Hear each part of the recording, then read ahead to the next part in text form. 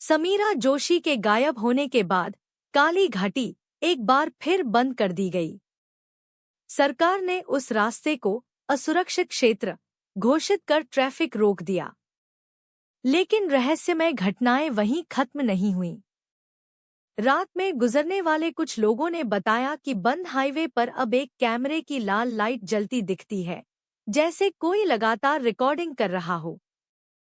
और जो भी उस लाइट के पास गया, वो दोबारा कभी नहीं लौटा।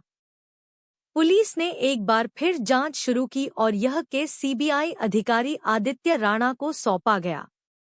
आदित्य का स्वभाव बेहद तर्कसंगत था, लेकिन उसके भीतर एक व्यक्तिगत कारण था। समीरा जोशी उसकी मंगेतर थी। आदित्य ने उसी कैमरे की फुटेज दोबारा देखी जो घाटी में मिला था। आखिरी फ्रेम में समीरा के बाद एक और आकृति दिखाई दी, एक पुलिस अफसर जो किसी पुरानी डायरी में कुछ लिख रहा था। पीछे दीवार पर खून से लिखा था, हर कहानी एक नई आत्मा मांगती है। आदित्य ने फैसला किया कि वो इस श्राप को खत्म करेगा। रात के 12 बजे वह अकेले घाटी पहुंचा। उसकी गाड़ी जैसे ही पुराने मोड़ पर पहुंची, रेडियो चालू हुआ। स्वागत है, अधिकारी राणा। आसमान से धुंध उतरने लगी। सड़क के बीच वही कैमरा रखा था, लाल लाइट जल रही थी। उसने उसे उठाया, तभी पीछे से किसी ने फुसफुसाया, तुम उसे ढूंढने आए हो, लेकिन अब तुम दोनों एक ही कहानी के हिस्से हो। आवाज सीमा की थी। धुंध से सीमा, विनोद, आर्या और समीरा के साए उभरे। समीरा आगे बढ़ी, उसकी आंखें खोखली और चेहरा फीका था। आदित्य, अब यह कहानी पूरी होगी। अचानक जमीन कांपी, हवा तेज चली और सड़क के नीचे से वही सुरंग दोबारा खुल गई। आदित्य को किसी ने खींच लिया। कैमरा गिरा और आखिरी फुटेज में बस इतना रिकॉर्ड हुआ, फाइल बंद मत करना। अगले दिन अधिकारी आदित्य की जीप मिली, पर सीट पर सिर्फ एक कैमरा और फाइल रखी थी। फाइल के आखिरी पन्ने पर खून से लिखा था, काली घाटी अब खुद कहानी लिखती है, और जो भी उसे पढ़ता है वो अगला अध्याय बन जाता है। आदित्य राणा के गायब होने के बाद काली घाटी पूरी तरह बंद कर दी गई। पर बंद दरवाजों से आवाजें आती रहीं। रेडियो खुद चालू हो जाता, कैमरों में किसी और दुनिया की छवियां दिखाई देती। लोग कहते थे, अब घाटी खुद जिंदा है। 6 महीने बाद एक प्रोफेसर डॉक्टर अरुण देव वहां पहुंचे। वे पैरानॉर्मल रिसर्च में विशेषज्ञ थे और इस हाईवे की कहानी पर किताब लिख रहे थे। उन्हें किसी अनजान मेल से एक वीडियो लिंक मिला था, काली घाटी की सच्चाई। वीडियो में समीरा और आदित्य दिखाई दिए, लेकिन उनका चेहरा धुंध में लिपटा हुआ था। आखिर में स्क्रीन पर बस यही शब्द चमके, अरुण देव, अब तुम्हारी बारी है। उन्होंने चेतावनी को मजाक समझा और कैमरा लेकर घाटी पहुंचे। रात के 3 बजे वह जगह अजीब सी ठंड में डूबी थी। सड़क के बीच वही पुराना कैमरा रखा था, लाल लाइट अब भी जल रही थी। उन्होंने उसे उठाया और स्क्रीन पर अपने ही चेहरे का लाइव वीडियो देखा, लेकिन वीडियो में वो मुस्कुरा रहे थे, जबकि असल में उनके होंठ सिले हुए थे। सहसा हवा गूंजी और पीछे से एक आवाज आई, तुम सबने हमें देखा पर समझा नहीं। धुंध से आकृतियां उभरने लगी। आर्या, निखिल, समीरा, आदित्य, सभी एक चक्र में खड़े थे। आर्या बोली, हर साक्षी सच्चाई को दर्ज करता है। अब तुम्हारा कलम इस कहानी को पूरा करेगा। अरुण कांपते हुए बोले, मैं बस सच्चाई लिखना चाहता हूँ। समीरा मुस्कुराई, तो लिखो, पर अपनी आखिरी सांस से। एक झटके में कैमरा फट पड़ा और सारी रोशनी बुझ गई। अगले दिन बचाव दल पहुंचा।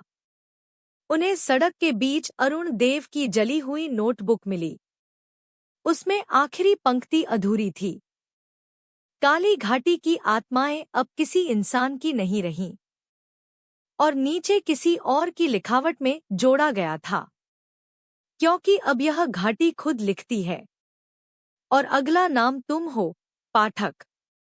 कहा जाता है, जो भी उस नोटबुक को पढ़ता है, रात में उसके कमरे में एक कैमरे की लाल लाइट जल उठती है। रेक, नया अध्याय शुरू। डॉक्टर अरुण देव की मौत के बाद काली घाटी अब पूरी तरह सील कर दी गई थी। वहां जाने की मनाही थी, लेकिन फिर भी कुछ लोग रोमांच के लिए चोरी छिपे जाते रहे। उनमें से 3 दोस्त थे, राहुल, नेहा और कबीर, जो हॉरर डॉक्यूमेंट्री बनाते थे। उन्हें सोशल मीडिया पर वायरल होने की चाह थी। राहुल ने कहा, यह जगह असली नहीं, बस डर का माहौल बनाया गया है। नेहा ने कैमरा ऑन किया, लाल लाइट चमक उठी। अचानक वही पुरानी आवाज गूंजी। रिकॉर्डिंग शुरू। नया अध्याय शुरू। कबीर हंसा, वाह, सही इफेक्ट है। पर जैसे ही उसने कैमरा सड़क पर घुमाया, उसमें पीछे कुछ आकृतियां दिखीं, आर्या ठाकुर, समीरा, आदित्य और अरुण देव। नेहा कांप उठी, ये तो वही लोग हैं जो मरे थे। अचानक गाड़ी का दरवाजा अपने आप बंद हुआ, इंजन चालू हो गया और गाड़ी तेजी से चलने लगी। राहुल ने ब्रेक दबाया, पर काम नहीं किया। रेडियो पर एक आवाज आई, जो कहानी देखना चाहता है, उसे अंत तक रुकना होगा। गाड़ी सीधी घाटी के मोड़ पर रुक गई। चारों ओर धुंध और सन्नाटा। नेहा बाहर निकली तो सड़क पर वही नोटबुक पड़ी थी, जिस पर खून से लिखा था, काली घाटी कभी खत्म नहीं होती। कबीर ने नोटबुक खोली, अंदर की तस्वीरें खुद ब खुद बदलने लगी। पहले विनोद, फिर सीमा, फिर आर्या, फिर निखिल, फिर समीरा, फिर आदित्य। और अब उनमें 3 नई तस्वीरें जुड़ गईं, राहुल, नेहा और कबीर की। तीनों चीख उठे। हवा में ठंडी फुसफुसाहट गूंजी। हर कैमरा एक आत्मा लेता है। कुछ ही पलों में कैमरा जमीन पर गिरा, लाल लाइट बुझ गई। सुबह स्थानीय पुलिस को एक नई रिकॉर्डिंग मिली। वीडियो में सिर्फ नेहा की आवाज थी। अगर कोई ये वीडियो देख रहा है, तो कैमरा मत चालू करना। वो देखता नहीं, ले लेता है। फिर लाइट अपने आप जल उठी। रेक, अगला नाम तैयार है। और इस बार कैमरे की स्क्रीन पर दर्शक का नाम टाइप हुआ, तुम। राहुल, नेहा और कबीर की रहस्यमय मौत के बाद काली घाटी का नाम हमेशा के लिए मिटा देने का फैसला हुआ। सरकार ने सड़क को तोड़कर जंगल में मिला दिया, ताकि वहां कोई दोबारा न पहुंच सके।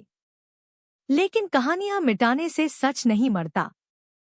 कुछ महीनों बाद एक सरकारी इंजीनियर अमन शुक्ला को उस इलाके में नया हाईवे प्रोजेक्ट देखने भेजा गया। उसे चेतावनी दी गई थी, जहां पुरानी सड़क खत्म होती है, वहां से आगे मत जाना। पर अमन ने रात को अकेले ड्रोन उड़ाया ताकि पुराने रास्ते का नक्शा बना सके। ड्रोन की स्क्रीन पर अंधेरा छाया, फिर अचानक एक लाल लाइट चमकी। रिकॉर्डिंग शुरू। अमन हैरान रह गया, ये तो कैमरे की सिस्टम लाइट है। लेकिन किसकी? स्क्रीन पर दिखा, टूटी सड़क के बीच एक पुराना कैमरा पड़ा था और उसके सामने खून से लिखा था, आखिरी अध्याय अभी बाकी है। अमन ने अगले दिन वहां जाकर कैमरा उठाया। जैसे ही उसने उसे चालू किया, पुरानी रिकॉर्डिंग चल पड़ी।